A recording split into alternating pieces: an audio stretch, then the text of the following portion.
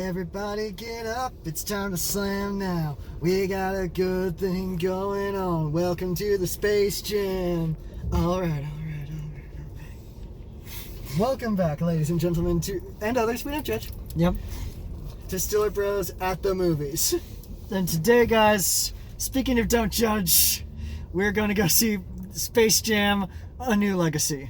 So, in 1997, Warner Brothers saw that a particularly popular commercial they made with Bugs Bunny and Michael Jordan was, well, particularly popular.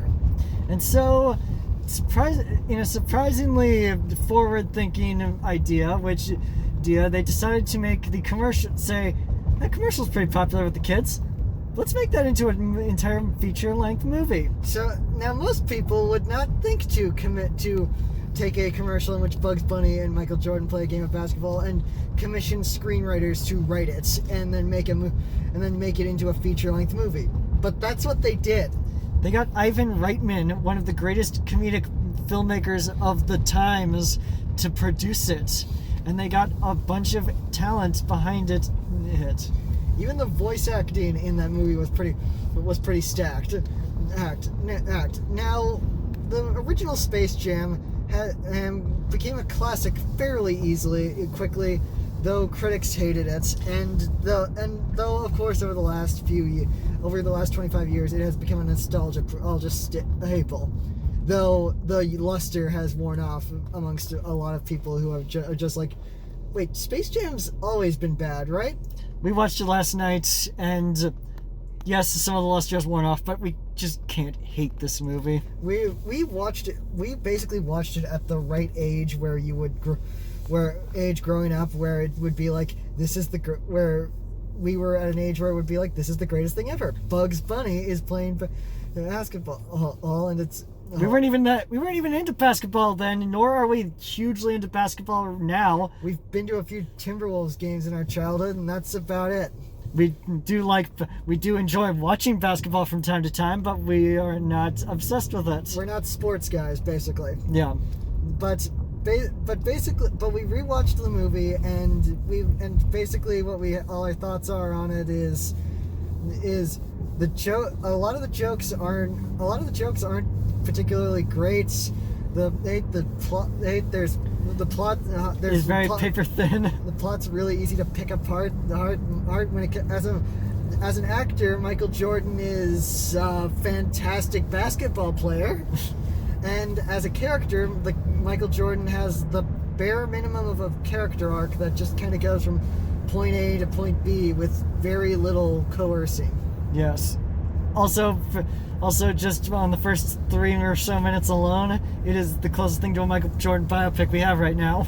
But we really can't hate it, especially since it's one of those nostalgic properties that does not have like that one problematic scene that everybody suddenly started noticing in it at all. I mean, there's not like a 5-minute tangent about Bugs Bunny cross-dressing or an extended gay joke riff or anything like that.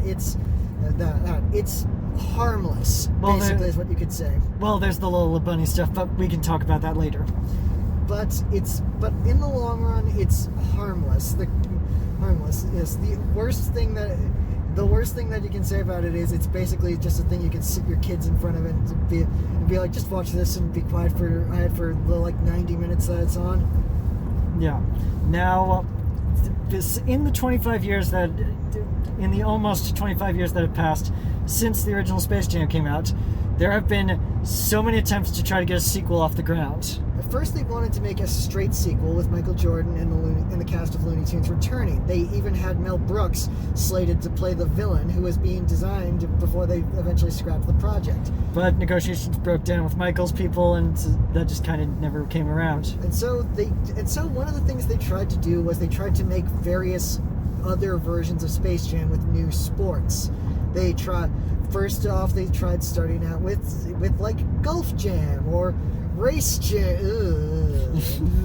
But those were obviously with Tiger Woods and Jeff Gordon. And then for a little while, they were considering making Spy Jam starring Jackie Chan. That kind of fell apart, and we have always just kind of assumed that that's where Looney Tunes Back in Action came from. And then there was a Skate Jam. I think I vaguely remember at one point a possibility of this being announced.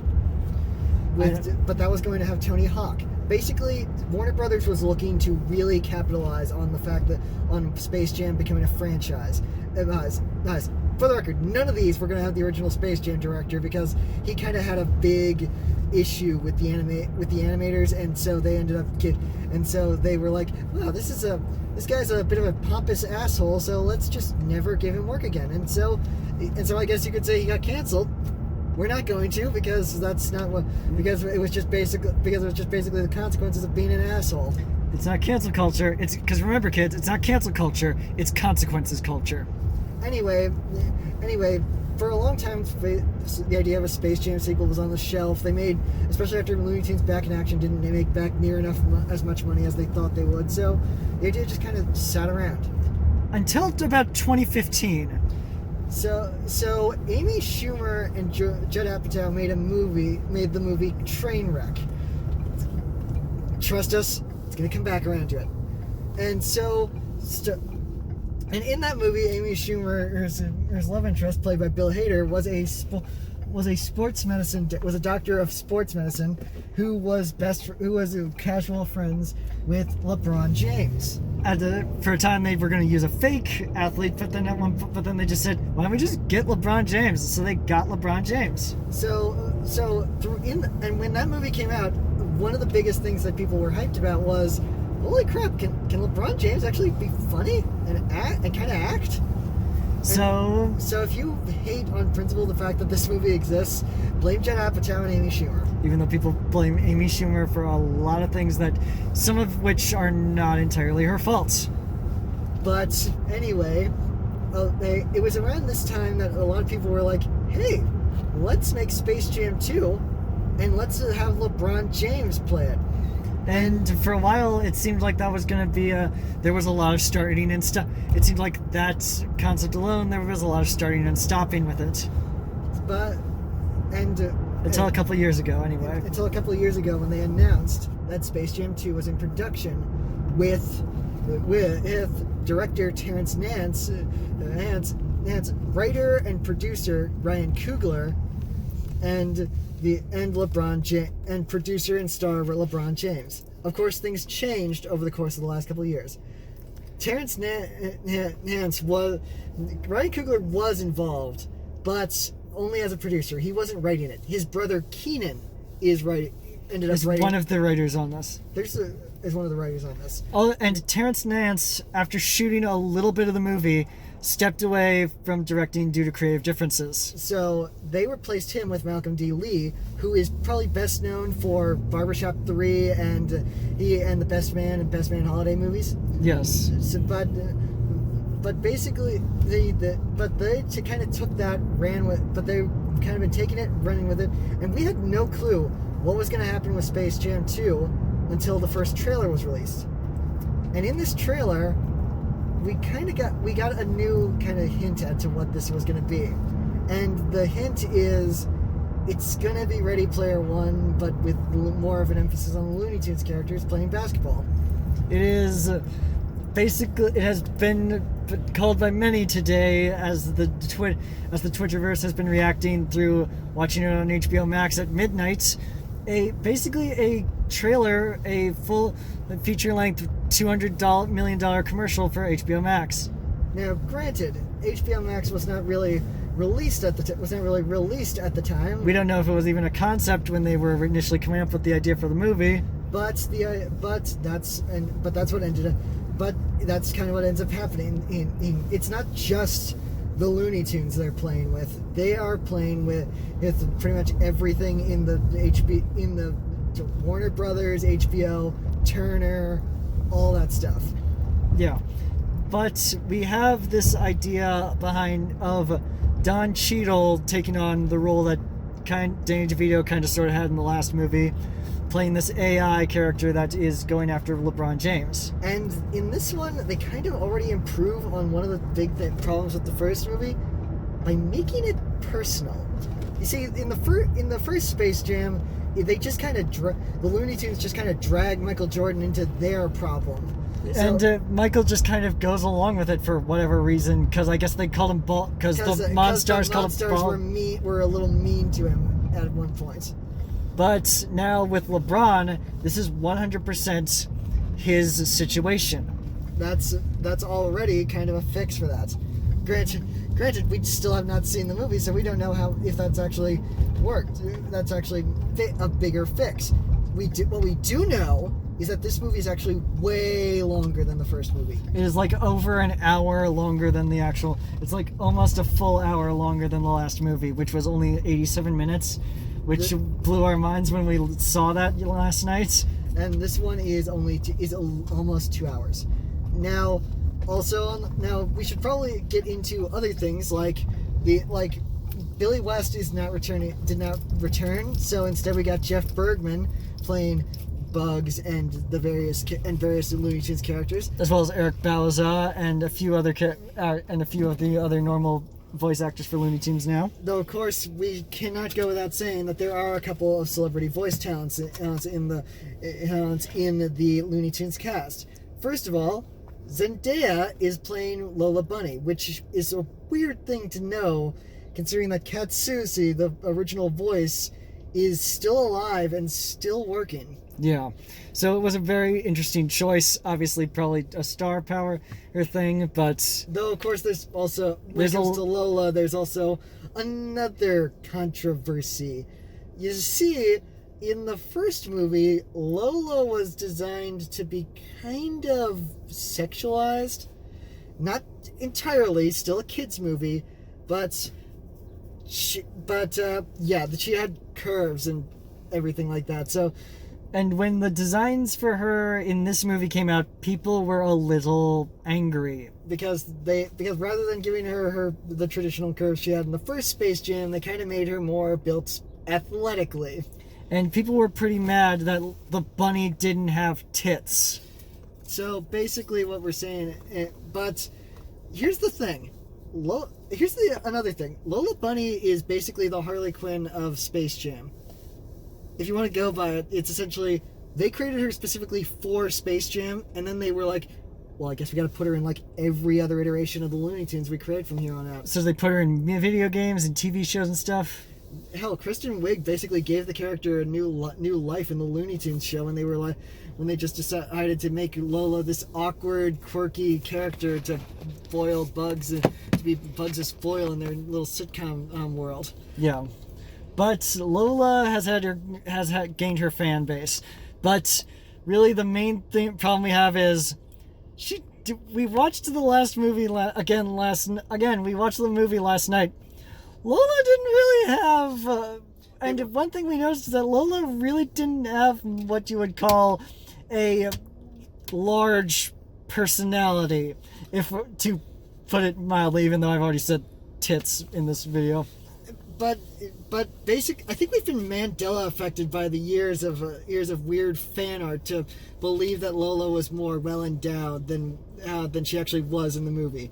We're not saying we're not justifying bunny boobies. We're just saying that this is a thing that people may have blown it way out of proportions. Yeah.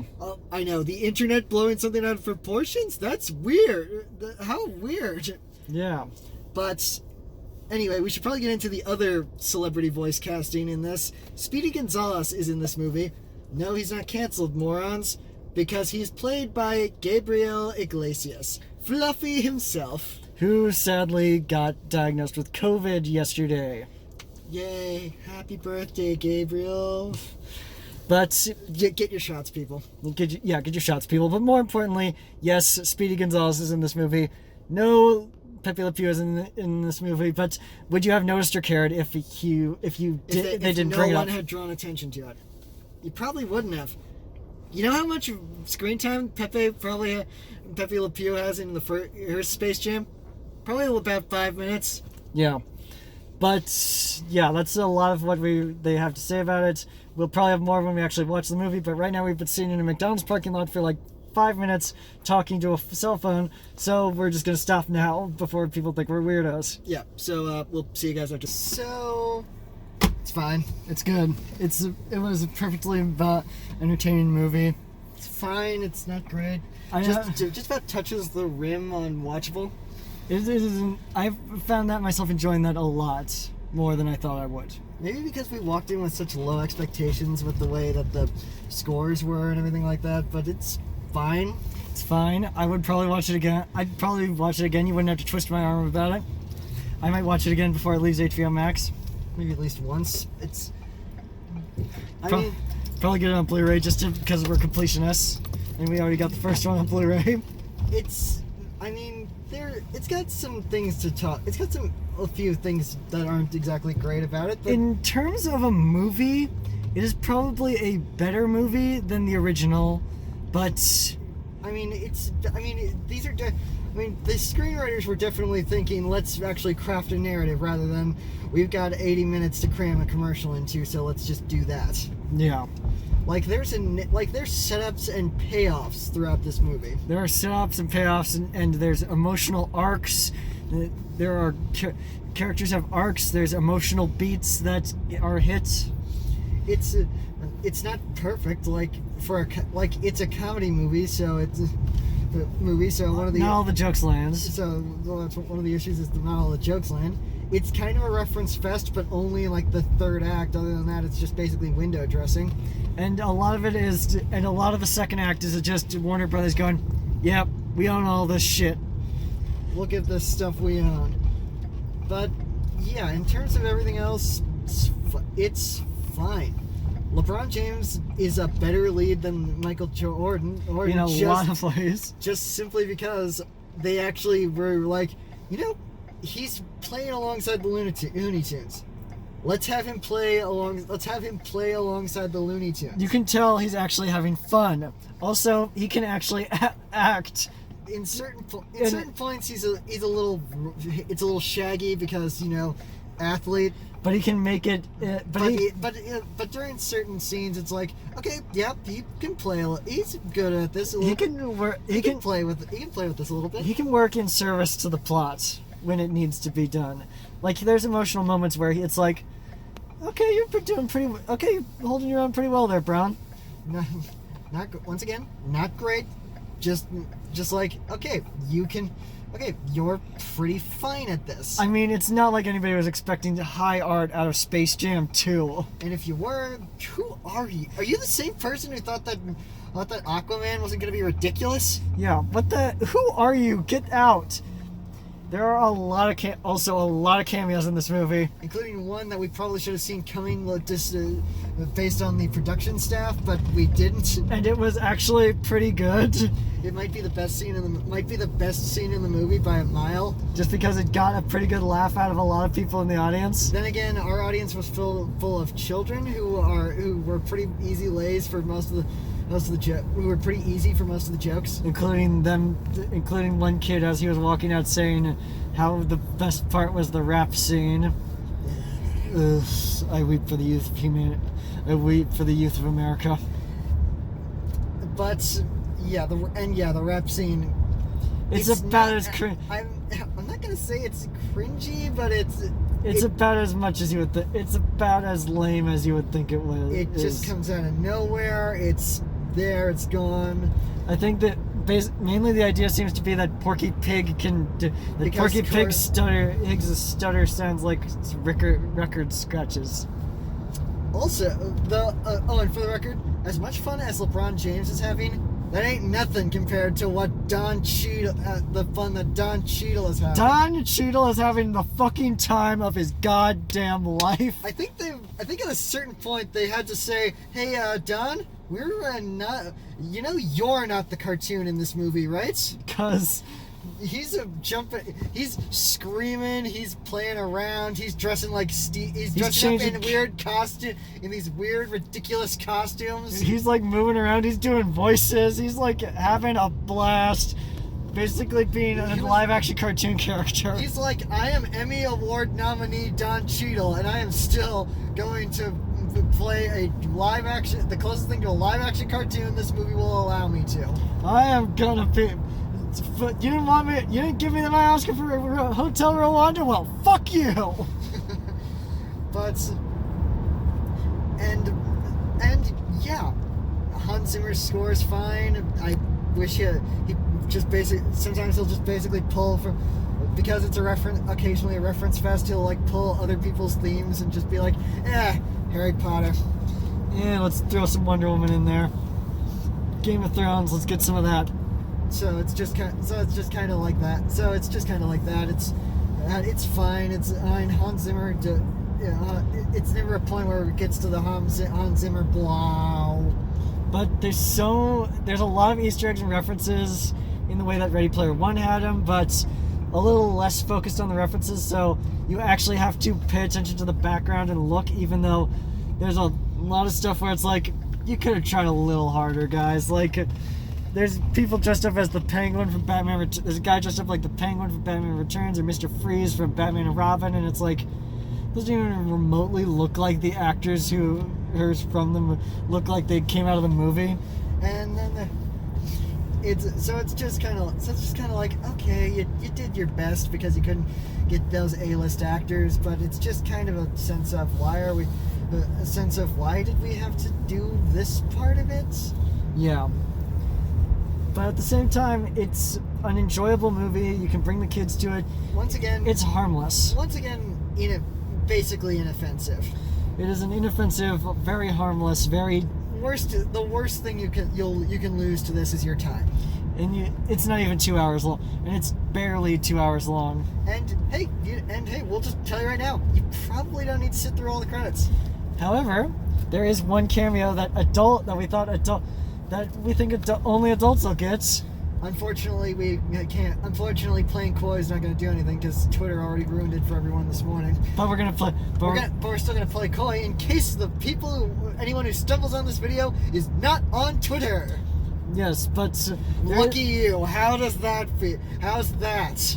But yeah, there's one cameo that is for the adults. Except I don't think any of the adults in our audience actually recognize the cameo. Yeah.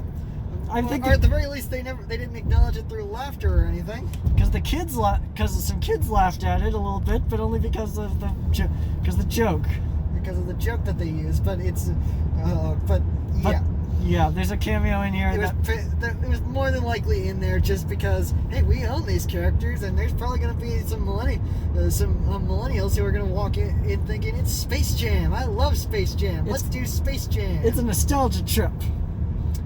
Yeah. So yeah, that's basically all we have to say on that, really. But yeah, I mean, the voice acting's good. The animation was really good. The hand-drawn stuff for like 90% of the second act is pretty good. It's good to see that again. Yeah, it's good to see whole sequences that are entirely hand-drawn. Granted, there are also scenes where they'll just insert hand-drawn animation, and also some scenes where they'll just dig up an old clip and a clip from an actual clip from a movie and just be like, yeah, we'll rotoscope over it. Yeah. There's scenes in everyone's already seen the Matrix scene, but there's also Mad Max and Casablanca and all kinds of stuff like that. So it's just like we don't have the budget. We do not have the budget to actually recreate these scenes. So we're just going to stick you people in them. Yeah. And by you people, I mean the Toon characters. Yeah, obviously. And LeBron. Yeah, obviously. But yeah, that's about all we have to say on that. Yeah. Space Jam: A New Legacy it's fine. It's not going to change the world, but in a time like this, we just need a time to sit down for 2 hours and watch an entertaining enough movie. And yeah, basically it's probably gonna do for new generations what the old one did, where it's just basically like, here's a movie.